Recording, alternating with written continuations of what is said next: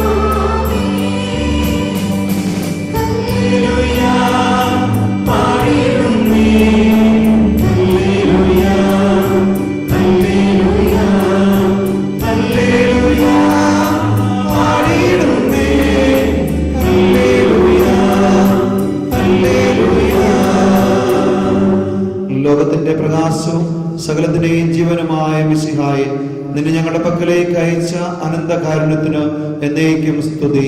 ആമേൻ. എല്ലാവരും ഇരിക്കുക. പുസ്തകങ്ങളുടെ ആരംഭത്തിൽ എന്നെ പറ്റി എഴുതിയിരിക്കുന്നു.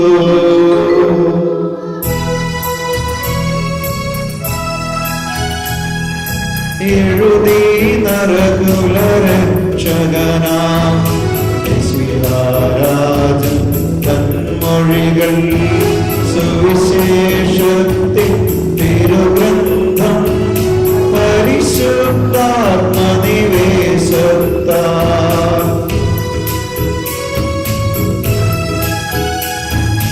യൂദയ സഭയിൽ മത്തായി മർക്കോസ് റോമിലെ ജനതയ്ക്കായി ലൂക്കായി ഈജിപ്തിലെ സഭയിൽ യോഹന്നാൻ എഫേസോസിൽ നാഥാ ജനതതിൽ ഈ ഗ്രന്ഥം ധ്യാനിപ്പോതി മഹിമകളെ മന്നിതിൽ വാഴ്ത്തി നമിക്കുന്നു മന്നിതിൽ വാഴ്ത്തി നമിക്കുന്നു. ദൈവമേ, അങ്ങയുടെ തിരുവിഷ്ടം നിറവേറ്റാൻ ഞാൻ ആഗ്രഹിച്ചു.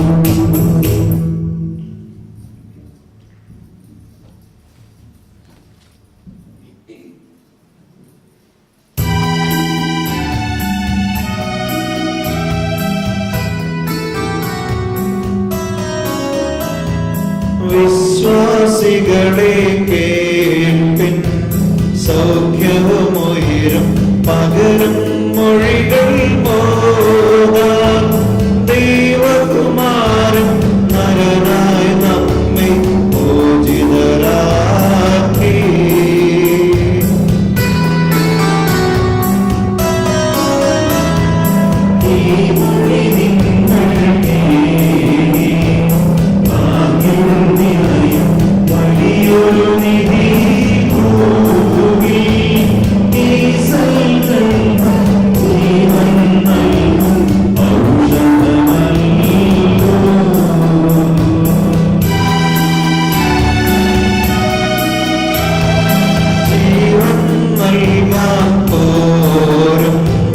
ജീവവചനം കേൾക്കിലൊളിക്കും സാത്താൻ ബാധകളേതും ഭീതിയോടുടനെ ഒഴിവായിടും.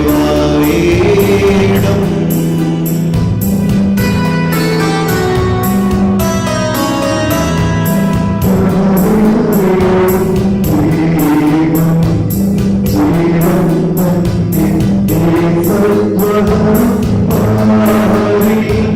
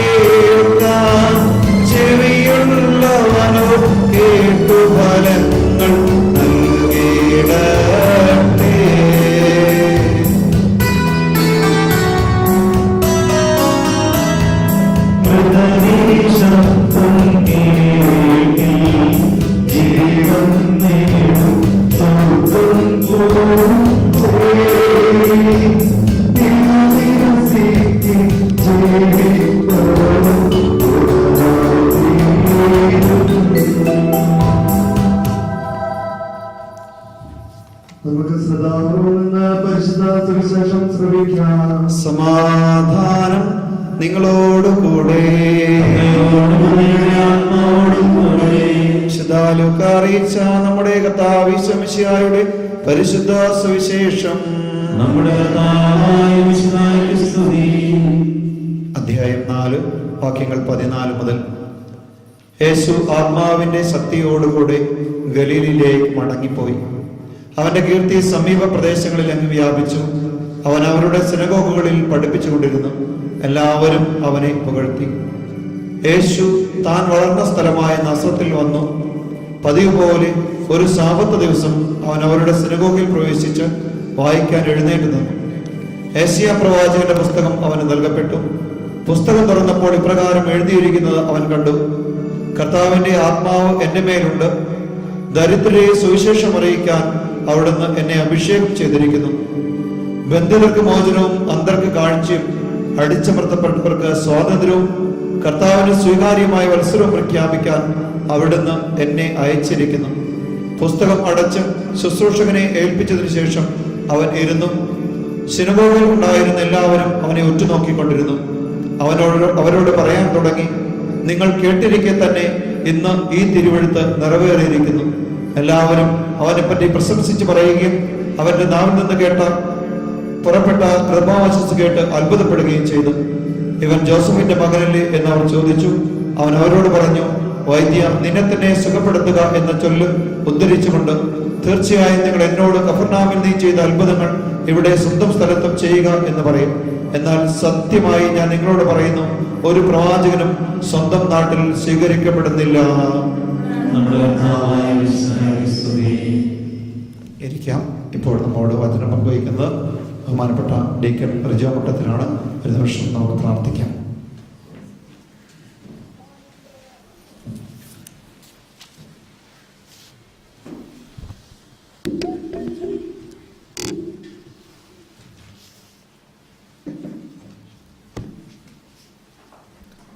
ഒരൽപ്പം വിശ്വാസം നിങ്ങളെ സ്വർഗത്തിൽ എത്തിക്കുമെങ്കിൽ സ്ഥിരതയേറിയ വിശ്വാസം സ്വർഗരാജ്യത്തെ നിങ്ങളിലേക്ക് കൊണ്ടുവരും എന്ന് വിശുദ്ധ അഗസ്തീനോസ് പുണ്യവാളൻ പറയുന്നുണ്ട്. യേശുവിനാൽ ഒത്തിരിയേറെ സ്നേഹിക്കപ്പെടുന്ന സ്നേഹബഹുമാനപ്പെട്ട വൈദികരെ, പ്രിയ ബ്രദർ, സഹശുശ്രൂഷകരെ, സിസ്റ്റേഴ്സ്, സ്നേഹമുള്ള മാതാപിതാക്കളെ, സഹോദരി സഹോദരന്മാരെ,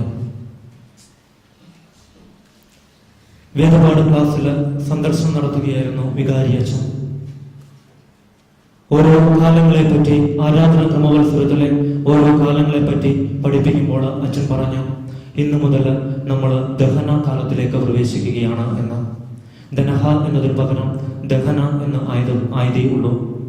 എങ്കിലും എങ്ങനെ വീണാലും 4 കാലിൽ വീഴുന്ന പൂച്ചയുടെ ദോഷത്തോടുകൂടി അച്ഛൻ പറയുകയാണ്, കർത്താവിന്റെ പല രഹസ്യങ്ങൾ ദഹിപ്പിക്കുവാനുള്ള കാലമാണ് ദനഹ കാലം എന്ന്. ഇന്ന് തിരുസഭ ആരാധന ക്രമവത്സരത്തിലെ ദനഹ കാലത്തിലേക്ക് പ്രവേശിക്കുകയാണ്. യേശുവിന്റെ പ്രത്യക്ഷീകരണത്തെ 30 വർഷത്തോളം പ്രാർത്ഥിച്ച് ഒരുങ്ങി വീണ്ടും ജനങ്ങളുടെ ഇടയിലേക്ക് തന്റെ രഹസ്യങ്ങളുടെ കെട്ടഴിക്കുവാനായിട്ട് സുവിശേഷത്തിന് വിത്ത് പാകുവാനായി ഇറങ്ങിപ്പുറപ്പെട്ട യേശുനാഥനെ പ്രത്യേകമായി അനുസ്മരിക്കുന്ന കാലഘട്ടം.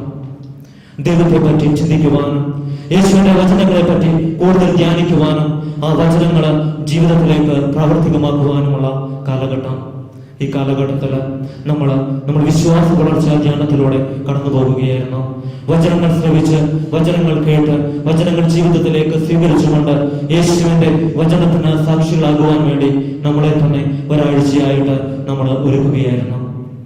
ഇന്ന് തിരുവചനം ആരംഭിക്കുക ഇപ്രകാരമാണ്: യേശു താൻ ജനിച്ച പ്രദേശത്ത് എത്തിയപ്പോൾ താൻ വളർന്ന സ്ഥലം ഒത്തിരിയേറെ പ്രാധാന്യം അർഹിക്കുന്നതാണ് നമ്മുടെ ഓരോരുത്തരുടെയും ജീവിതത്തിൽ.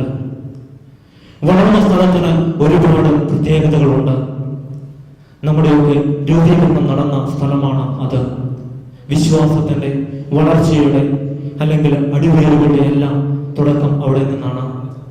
അതുകൊണ്ട് തന്നെയാണ് വളരുന്ന സ്ഥലവും കുടുംബജീവിതവും ഒക്കെ വളരെ പ്രാധാന്യമുള്ളതാണ് എന്ന് പറയുക. സെമിനാരികളിൽ നമ്മൾ തിരഞ്ഞെടുപ്പുകൾ അല്ലെങ്കിൽ പുതിയ ബ്രദേഴ്സിനെയൊക്കെ എടുക്കുമ്പോൾ, അതല്ലെങ്കിൽ കോൺവെന്റുകളിൽ പുതിയ സിസ്റ്റേഴ്സിനെ എടുക്കുമ്പോഴൊക്കെ സിസ്റ്റേഴ്സും അച്ഛന്മാരും ഒക്കെ പോയി അന്വേഷിക്കാറുണ്ട് ജീവിത പശ്ചാത്തലം അല്ലെങ്കിൽ കുടുംബ പശ്ചാത്തലമൊക്കെ. അതും അല്ലെങ്കിൽ ഒരു കല്യാണം ആലോചിക്കുമ്പോൾ, കല്യാണാലോചനയുമായിട്ട് നമ്മൾ ചെല്ലുമ്പോൾ ആദ്യമേ സാധാരണത്തിൽ അന്വേഷിക്കാറുണ്ട് കുടുംബ പശ്ചാത്തലം, കുടുംബത്തിന്റെ പാരമ്പര്യം. ഇതൊക്കെ പ്രധാനപ്പെട്ടതാണ്.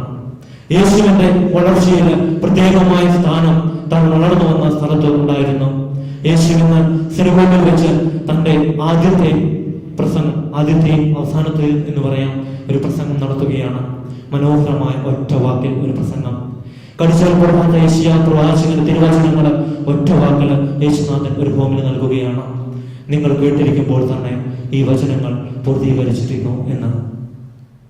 ആത്മാവിന്റെ നിറവിൽ നിന്നുകൊണ്ടാണ് യേശുനാഥൻ പ്രസംഗിക്കുക. ജനിച്ചപ്പോൾ മുതൽ കാൽവരി ബലിയിലെ യാഗം വരെ യേശുവിന്റെ ജീവിതത്തിൽ ആത്മാവിന്റെ പ്രത്യേകമായ പ്രവർത്തനമുണ്ടായിരുന്നു. ദരിദ്രർക്ക് സുവിശേഷം അറിയിക്കുവാനും, ബന്ധിതർക്ക് മോചനം നൽകുവാനും, അന്തർക്ക് കാഴ്ച നൽകുവാനും, അടിച്ചമർത്തപ്പെട്ടവർക്ക് സ്വാതന്ത്ര്യം നൽകാനും, കർത്താവിന് സ്വീകാര്യമായ വത്സരം പ്രഖ്യാപിക്കുവാനുമായി താൻ വന്നിരിക്കുന്നു എന്ന് യേശുനാഥൻ പ്രഘോഷിക്കുകയാണ്. എന്താണ് ഈ ദാരിദ്ര്യം അല്ലെങ്കിൽ ദരിദ്രർക്ക് സുവിശേഷം എന്നതുകൊണ്ട് അർത്ഥമാക്കുക? ദാരിദ്ര്യം എന്ന് പറഞ്ഞാൽ ഇല്ലായ്മയാണ്. ദാരിദ്ര്യം ഇല്ലായ്മയാണ്. ഇല്ലായ്മയുടെ മുന്നിൽ നീ സുവിശേഷമായി മാറണം എന്നാണ് വചനം നമ്മളെ ഓർമ്മിപ്പിക്കുക.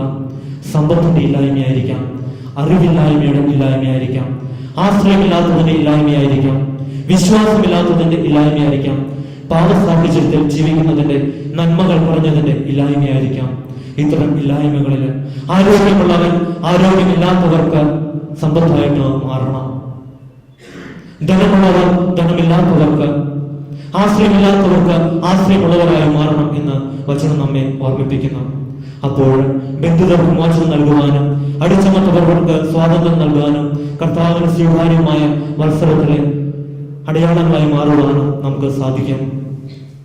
വാക്കുകളിൽ ഒതുങ്ങുന്ന സുവിശേഷ പ്രഘോഷണം കൊണ്ട് യാതൊരു അർത്ഥവുമില്ല. ഞാനിവിടെ പ്രഘോഷിക്കുന്നത് എന്റെ ജീവിതത്തിൽ പ്രാവർത്തികമാകുന്നില്ല എങ്കിൽ അതിനർത്ഥമില്ല. വചനം ശ്രവിക്കുന്ന നിങ്ങൾ അത് ജീവിതത്തിലേക്ക് സ്വീകരിക്കുന്നില്ല എങ്കിൽ അതിന് യാതൊരു അർത്ഥവുമില്ല.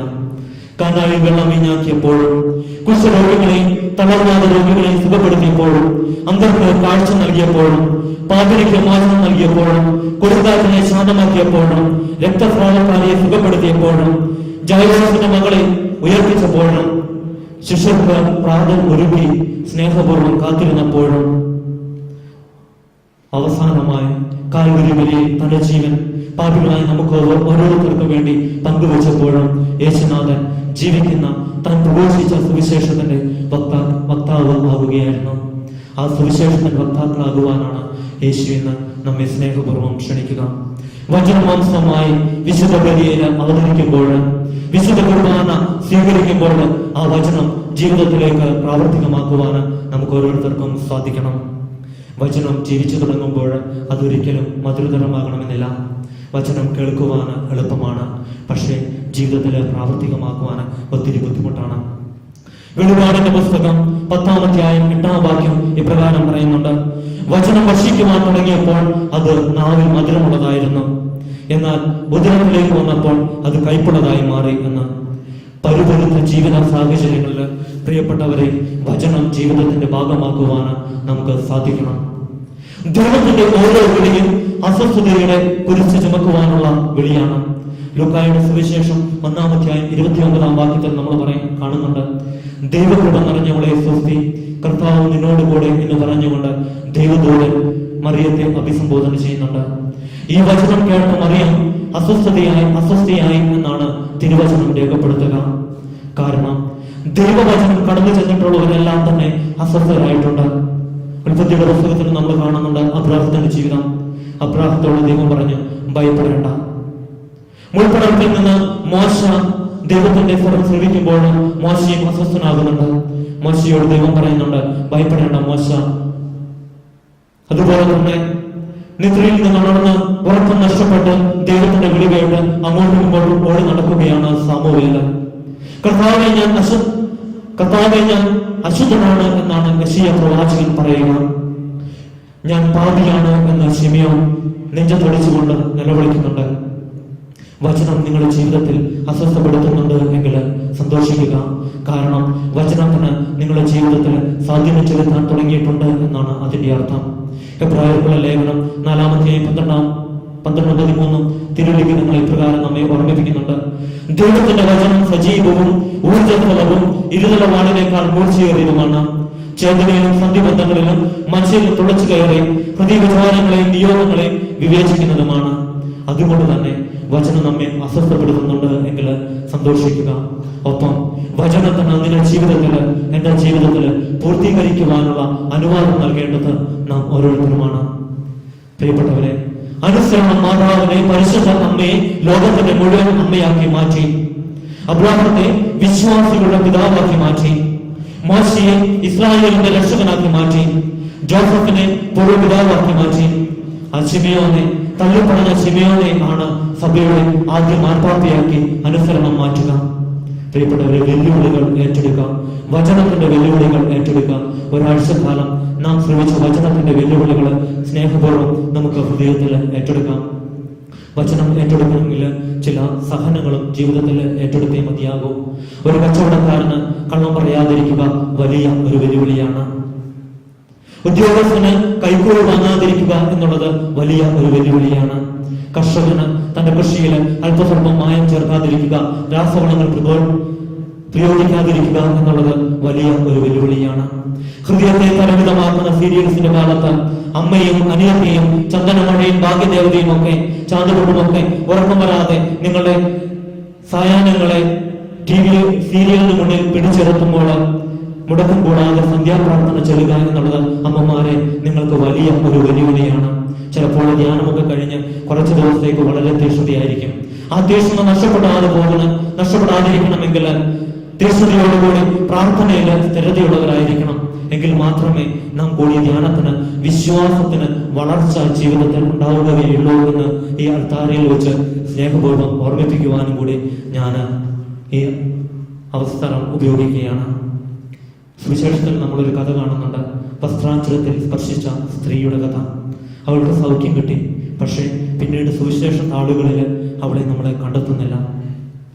ഈ സ്ത്രീ ക്രിസ്തുവിന്റെ വസ്ത്രവിളുമ്പിൽ സ്പർശിക്കുന്നുണ്ട്. അവനെ പക്ഷേ സ്പർശിക്കുന്നില്ല. വസ്ത്രവിളുമ്പിൽ സ്പർശിച്ച ആ സ്ത്രീക്ക് സൗഖ്യം കിട്ടി. പക്ഷേ ഓർക്കുക, അവന്റെ വസ്ത്രവിളുമ്പിൽ നിനക്ക് സ്പർശിക്കാനായിട്ടുണ്ട് എങ്കിൽ നിനക്ക് ഒരുപക്ഷെ രോഗസൗഖ്യം കിട്ടിയിട്ടുണ്ടാകാം. എന്നാൽ അവനെ സ്പർശിക്കുവാൻ ഈ ധ്യാനത്തിന്റെ അവസരത്ത് നിനക്ക് സാധിച്ചിട്ടുണ്ട് എങ്കിൽ നിന്റെ ജീവിതം മൊത്തം മാറും. കാരണം ക്രിസ്തുവിനെയാണ് നമ്മൾ സ്പർശിക്കേണ്ടത്, അവന്റെ വസ്ത്രത്തെ അല്ല. ഒരു കവിതയുണ്ട്. ദൈവം എന്നോട് സംസാരിച്ച് ഞാൻ കേട്ടില്ല, പിന്നെയും എന്നോട് സംസാരിച്ച് എന്നിട്ടും ഞാൻ കേട്ടില്ല. കാരണം ഞാൻ പ്രാർത്ഥിക്കുന്ന തിരക്കിലായിരുന്നു. പ്രാർത്ഥന നല്ലതാണ്, പ്രാർത്ഥന മോശമാണ് എന്നല്ല ഒരിക്കലും പറയുക. പക്ഷെ പ്രാർത്ഥിക്കുന്നതിന്റെ തിരക്കിനിടയിൽ ജീവിതത്തിൽ നിന്നോട് സംസാരിക്കുന്ന ദൈവത്തിന്റെ സ്വരം കേൾക്കുവാന് നീ അമാന്തിക്കരുത്. അതിനും നീ ചെവി കൊടുക്കണം എന്നും കൂടി ഓർമ്മിപ്പിക്കുകയാണ്. ആശ്രമത്തില് ഒരാള് പ്രാർത്ഥിക്കുവാൻ വന്ന അച്ഛന് ഒത്തിരി സ്നേഹത്തോടുകൂടി ഭക്തിയോടുകൂടി കൈകളുയർത്തിയപ്പോൾ അദ്ദേഹം ചോദിച്ചു, അച്ഛന് വല്ല സിദ്ധിയുമുണ്ടോ എന്ന്. സിദ്ധിയില്ല. അപ്പോൾ അച്ഛൻ ഇങ്ങനെ പകച്ചു നിൽക്കുകയാണ്. സിദ്ധിയില്ല എങ്കിൽ മറ്റേ അച്ഛനെ ഒന്ന് പറഞ്ഞു വിടുമോ എന്ന് ചോദിക്കുകയാണ്. സിദ്ധിയുള്ളവർ, സിദ്ധിയില്ലാത്തവർ എന്നൊന്നും കണക്കിലെടുക്കാതെ കൊണ്ട് ആത്മാവിനേക്കാൾ കൂടുതലായിട്ട് ആത്മാവിന്റെ ദാനങ്ങളെ മനുഷ്യർ ഇഷ്ടപ്പെട്ടതിന്റെ ഫലമാണ് ഇത്. നമ്മൾ സ്നേഹിക്കേണ്ടത് ത്രിത്വൈക ദൈവത്തെയാണ്. പരിശുദ്ധാത്മാവിനെയാണ് നാം സ്നേഹിക്കേണ്ടത്. ദൈവത്തിനെയാണ് നാം സ്നേഹിക്കേണ്ടത്. സ്നേഹം തന്നെയായ പിതാവിനെയാണ് നാം സ്നേഹിക്കേണ്ടത്. ആ ദൈവത്തെ സ്നേഹിക്കുമ്പോൾ, പരിശുദ്ധാത്മാവിനെ സ്നേഹിക്കുമ്പോൾ, യേശുനാഥനെ സ്നേഹിക്കുമ്പോൾ യേശുവിന്റെ അനുഗ്രഹങ്ങള്, പരിശുദ്ധാത്മാവിന്റെ ദാനങ്ങളും ഫലങ്ങളും, ദൈവപിതാവിന്റെ വാത്സല്യം നമ്മുടെ ജീവിതത്തിലേക്ക് തീർച്ചയായിട്ടും ഉണ്ടാകും. അതിനുവേണ്ടി നമുക്ക് പരിശ്രമിക്കാം. ഈ ധ്യാനവും ധ്യാനാവസരങ്ങളും വിശുദ്ധ ബലിയുമൊക്കെ അതിന് നമ്മെ യോഗ്യമാകട്ടെ എന്ന പ്രാർത്ഥനയോടുകൂടി ദൈവം തമ്പുരാൻ നമ്മളെ ഓരോരുത്തരെയും അനുഗ്രഹിക്കട്ടെ എന്ന പ്രാർത്ഥനയോടുകൂടി ത്രിത്വൈക ദൈവത്തിന്റെ കൃപ നമ്മുടെ ഓരോരുത്തരുടെയും മേലെ യാചിച്ചുകൊണ്ട് പിതാവിന്റെയും പുത്രന്റെയും പരിശുദ്ധാത്മാവിന്റെയും നാമത്തില് ആമേൻ. ദൈവം നമ്മെ ഓരോരുത്തരെയും സമൃദ്ധമായി അനുഗ്രഹിക്കട്ടെ. ഭക്തിയോടുകൂടെ ഈ ദിവ്യരഹസ്യങ്ങളില് കാൽവരി യാഗത്തിന്റെ ഈ ബലിയിൽ നമുക്ക് പങ്കുകൊള്ളാം.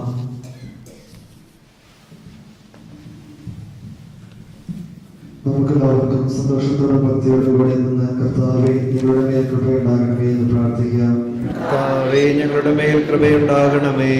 ഇവൻ എന്റെ പ്രിയപുത്രനാകുന്നുവെന്ന് പിതാവിൽ നിന്ന് സാക്ഷ്യം ലഭിച്ച മിശിഹായെ, കർത്താവും ദൈവവുമായ നിന്നെ ഏറ്റുപറയുവാൻ സഭയെ അനുഗ്രഹിക്കണമെന്ന് നിന്നോട് ഞങ്ങൾ പ്രാർത്ഥിക്കുന്നു. കർത്താവേ, ഞങ്ങളുടെ മേൽ കൃപയുണ്ടാകണമേ. ദാസന്റെയും ഭാവിയുടെയും രൂപധരിച്ച മിശിഹായെ, വിനീതമായ സേവനത്തിന് ഞങ്ങളെ തന്നെ പ്രതിഷ്ഠിക്കുവാൻ ഞങ്ങളുടെ പരിശുദ്ധ പിതാവ് മാർ ഫ്രാൻസിസ് പാപ്പായെ, ഞങ്ങളുടെ സഭയുടെ പിതാവും തലവനുമായ major archbishop Mar George മെത്രാപ്പൊലീത്തായെ, ഞങ്ങളുടെ അധികൃതധ്യക്ഷനായ മാർ ജോർജ് മെത്രാപ്പൊലീത്തായെ, ഞങ്ങളുടെ പിതാവും മേലധ്യക്ഷനുമായ മാർ ജോസ് മെത്രാനെയും മറ്റെല്ലാ മെത്രാന്മാരെയും ആത്മീയ നന്മകൾ നൽകി അനുഗ്രഹിക്കണമെന്ന് ഞങ്ങൾ പ്രാർത്ഥിക്കുന്നു. കർത്താവേ, ഞങ്ങളുടെ മേൽ കൃപയുണ്ടാകണമേ. സകല നീതിയും പൂർത്തിയാക്കുവാൻ യോഹന്നാനിൽ നിന്ന് മാമോദിസ സ്വീകരിച്ച മിശിഹായുടെ കൽപ്പനകൾ വിശ്വസ്തതാപൂർവ്വം പാലിച്ചുകൊണ്ട് ദൈവഹിതത്തിന് പൂർണ്ണമായി കീഴ്വഴങ്ങുവാൻ ശക്തരാക്കണമെന്ന് ഞങ്ങൾ പ്രാർത്ഥിക്കുന്നു. കർത്താവേ, ഞങ്ങളുടെ മേൽ കൃപയുണ്ടാകണമേ. യോർദാനിൽ നിന്ന് വെളിപ്പെടുത്തപ്പെട്ട തത്വൈക രഹസ്യത്തിന്റെ കൂട്ടായ്മയെ മാതൃകയാക്കി ക്രൈസ്തവ ജീവിതം നയിക്കുവാൻ ഇടയാക്കണമെന്ന് ഞങ്ങൾ പ്രാർത്ഥിക്കുന്നു. കർത്താവേ, ഞങ്ങളുടെ മേൽ കൃപയുണ്ടാകണമേ. ലോകത്തിന്റെ പ്രകാശമായ മിശിഹായിലൂടെ ലഭിച്ച വിശ്വാസത്തിൽ വളരുവാനും സത്പ്രവർത്തികൾ ചെയ്തുകൊണ്ട് അവിടുത്തെ മഹത്വപ്പെടുത്തുവാനും അനുഗ്രഹിക്കണമെന്ന് ഞങ്ങൾ പ്രാർത്ഥിക്കുന്നു. കർത്താവേ, ഞങ്ങളുടെ മേൽ കൃപയുണ്ടാകണമേ. നമുക്കെല്ലാവർക്കും നമ്മയും നാം ഓരോരുത്തരെയും പിതാവിനും പുത്രനും പരിശുദ്ധാത്മാവിനും സമർപ്പിക്കാം. ഞങ്ങളുടെ ദൈവമായ കർത്താവേ, അങ്ങേക്ക് ഞങ്ങൾ സമർപ്പിക്കുന്നു. നമുക്ക് സുഖമായി കാണുന്നതിനും പ്രാർത്ഥിക്കുന്നതിനും വേണ്ടി ഇനിയുള്ള സമയം എല്ലാവരും ഇരിക്കുക. കർത്താവേ, ബലവാനായ ദൈവമേ, അങ്ങയോട് ഞങ്ങൾ വിനയപൂർവ്വം പ്രാർത്ഥിക്കുന്നു. അങ്ങയുടെ കൃപാവരം ഞങ്ങളിൽ നിറയ്ക്കണമേ. അങ്ങയുടെ ദാനങ്ങൾ ഞങ്ങളുടെ കരങ്ങൾ വഴി വർഷിക്കണമേ. അങ്ങയുടെ കൃപയും അനുഗ്രഹവും അങ്ങ് കാരുണ്യാദ്രികത്താൽ തിരഞ്ഞെടുത്ത അങ്ങയുടെ അചകണമായ ജനം മുഴുവന്റെയും കടങ്ങളുടെ പൂർത്തിക്കും പാപങ്ങളുടെ മോചനത്തിനും കാരണമാകട്ടെ. പിതാവും പുത്രനും പരിശുദ്ധാത്മാവുമായ സർവേശ്വര എന്നേക്കും. കർത്താവേ, ആശീർവദിക്കണമേ. സഹോദരരെയും നിങ്ങൾ കൈവയ്പിനായി തലവലിക്കുകയും ആശീർവാദം സ്വീകരിക്കുകയും ചെയ്യുകയും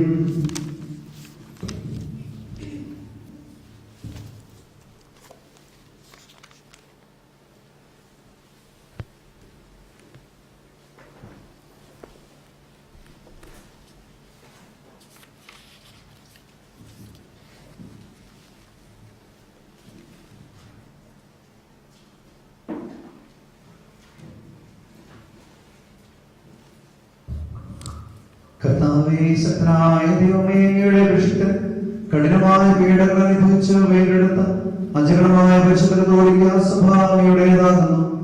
ദൈവ സ്വഭാവത്തിൽ അംഗമായ ഒന്നായിരിക്കുന്ന പരിശുദ്ധാത്മാവിന്റെ കൃപാവരത്താൽ യഥാർത്ഥ പൗരോഹിത്യത്തിന്റെ പദവികൾ കൈവപ്പോഴി നൽകപ്പെടുന്നു.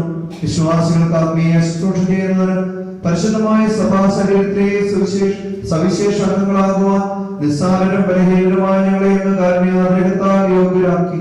കർത്താവേ, അങ്ങയുടെ കൃപാവരം ഞങ്ങളെ നിറയ്ക്കുകയും അങ്ങയുടെ ദാനങ്ങൾ ഞങ്ങളുടെ കരങ്ങൾ വഴി വർഷിക്കുകയും ചെയ്യണമേ. അങ്ങയുടെ കാരുണ്യവും അനുഗ്രഹവും ഞങ്ങളുടെയും അങ്ങ് തിരഞ്ഞെടുത്ത ഈ ജനത്തിന്റെയും മേലുണ്ടാകുമാറാകട്ടെ.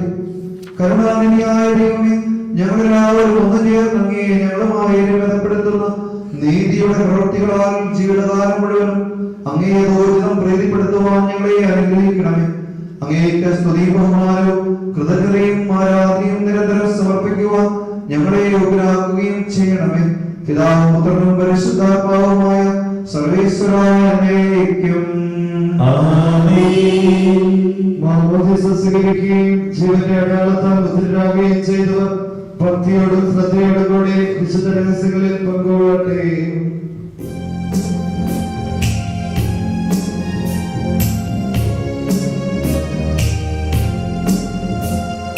നിങ്ങളുടെ വൈദികരണിയും നീതി നിൻ വിശുദ്ധ മഹിമാവും